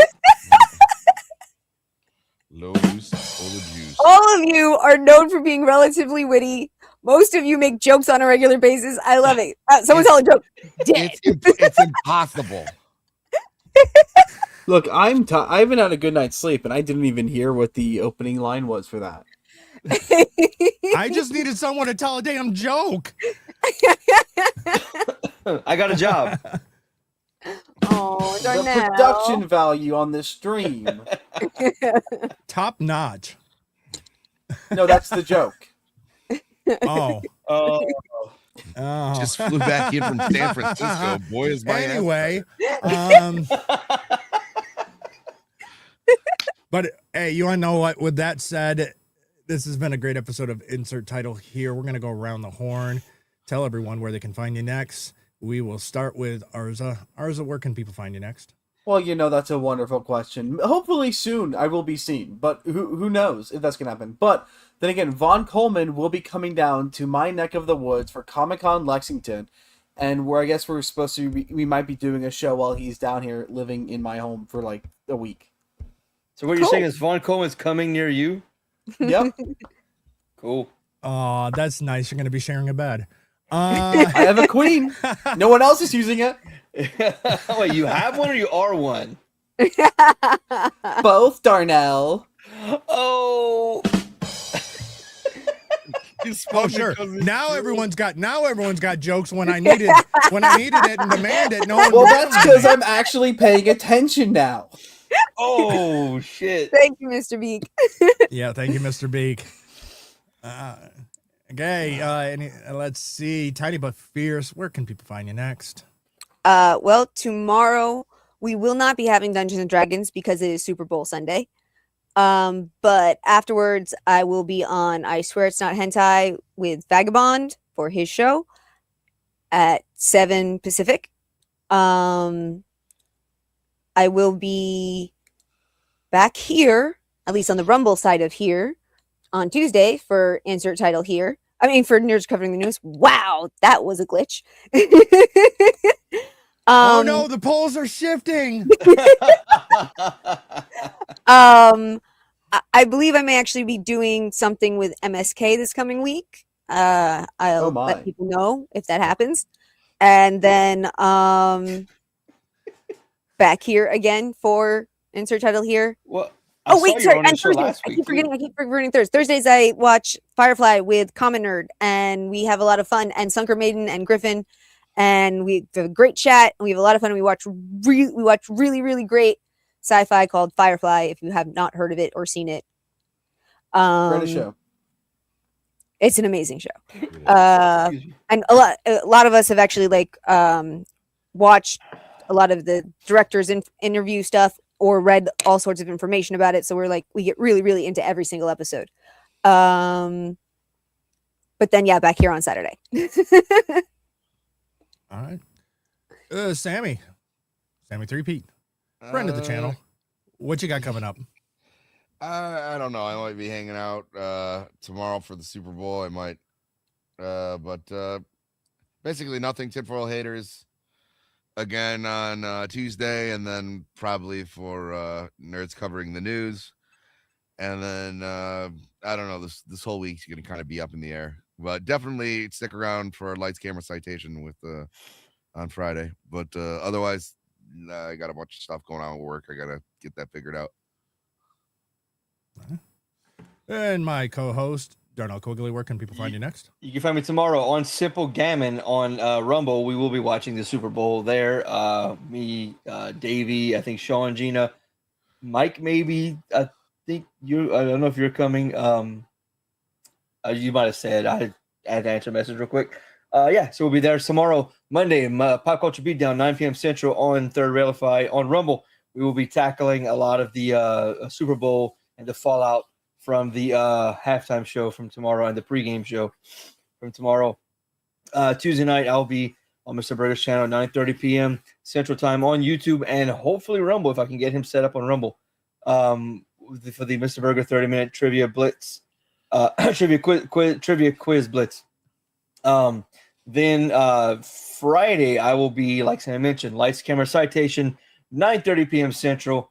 On my Rumble, you go to Darnell Quiggley and find the Lights Camera Citation channel where myself, Sammy, Davey, Simple Davey, and Killer Games Mike, also known as the Four Horsemen of Rumble. Horsemen ride. We will ride Friday. We're going to have an extended episode because we had a short last week to make up for it of nice body cam videos where we generally laugh our asses off and just be idiots and chat laughs at us, laughs with us.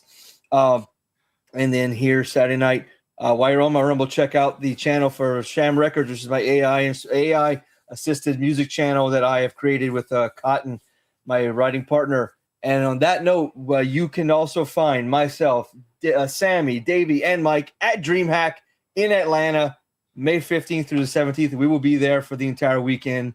If you're there, you do come find it, look for us. We'll be doing stupid shit that whole weekend. Yeah. Michael show you his boobs. Michael show you his boobs. Dave will show you his balls. Yes. So we'll go. I'm the host of Insert Title here, Drunken Emerald Arrow. Thank you for everyone for tuning in. Coming up tomorrow, in response to the Super Bowl, we will be streaming during the Super Bowl, having nothing to do with the Super Bowl, because the rest of us, for those that are either boycotting the Super Bowl completely or are against Bad Bunny, I don't care of your reason, come and join us, because we're going to be talking about things having nothing to do with the Super Bowl, because we're deciding to not deal with it. Sounds fun. Yeah, Tuesday at 6 p.m. PST on this channel is Nerds Covering the News with my co-host Tiny But Fierce. Then on Thursday at 6 p.m. PST on my channel is All the Good Titles Were Taken podcast, where I take a video or two and watch and react to it. The last one we were watching this past week, you can go watch it on a repeat. We were talking about the out-of-control tipping culture that is currently plaguing the United States. It is getting out of control. Yes. Also, I always put the links in the description for the channel for the videos that I do watch, so that you can go back and actually watch their content, of those that I am watching their videos of. I usually take videos from good content creators, so make sure you give them likes and follows if you go back and watch all the good titles were taken. Other than that, make sure you hit that like and subscribe button. I would really appreciate it. We're getting close to that 100 mark over on YouTube. We are up to 100. YouTube or Rumble? No, on YouTube. Okay. On Rumble, we're sitting at about 114, 115. So thank you everyone for subscribing and following. We will be back here next Saturday at 7 p.m. PST for the next episode of Insert Title here. Everyone, have a great rest of the weekend, whether you're watching the Super Bowl or not. Stay safe, and we will see you next Saturday. Have a great rest of the weekend. Take it easy. Bye.